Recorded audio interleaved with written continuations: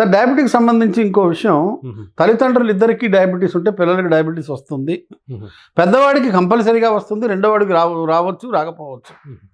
ఇది ఒక టాక్ ఉంది సార్ ప్రజల్లో.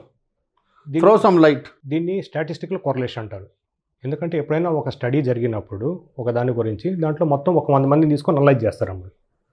తల్లికి షుగర్ ఉంటే పిల్లలకు వచ్చే ఛాన్స్ ఎంత ఉంది, ఎంత పర్సంటేజ్ ఉంది, తండ్రికి ఉంటే పిల్లలకు వచ్చే పర్సంటేజ్ ఛాన్స్ ఎంత ఉంది, వాళ్ళు డిస్టెన్స్ రిలేటివ్స్ అంటే సంబంధికులు కాకపోతే రక్త సంబంధికులు కాకపోతే ఛాన్స్ వచ్చి ఎంత ఛాన్స్ ఉంటుంది, లేదు వాళ్ళు కన్సాంగ్యునస్ మ్యారేజ్ అంటే మేనమామ వరుస అట్లా అయితే ఎంత ఛాన్స్ ఉంటుంది అన్నీ లెక్కేస్తారనమాట.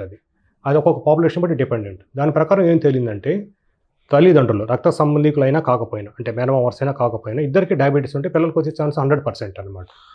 అట్లని వచ్చేదానికి లేదనమాట, ఎందుకంటే రకరకాల కారణాలు ఉంటుంది.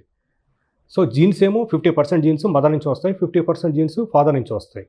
కాకపోతే వాళ్ళు చిన్నప్పటి నుంచి ఆరోగ్యంగా ఉన్నారు, బాగా ఆడుకుంటున్నారు, ప్రశాంతంగా ఉన్నారు, ఒక ఏజ్ వచ్చిన తర్వాత అంటే మీలాగా చీకొచ్చిందా లేకుండా ప్రశాంతంగా ఉన్నారు అంటే బిందాస్, వాళ్ళకి షుగర్ వచ్చే ఛాన్స్ చాలా తక్కువ ఉంటుంది. ఇది already proven. So single factor పట్టుకొని ఇద్దరు పేరెంట్స్కి షుగర్ ఉంది కాబట్టి పిల్లలకు వచ్చే ఛాన్స్ 100% అనడానికి లేదు.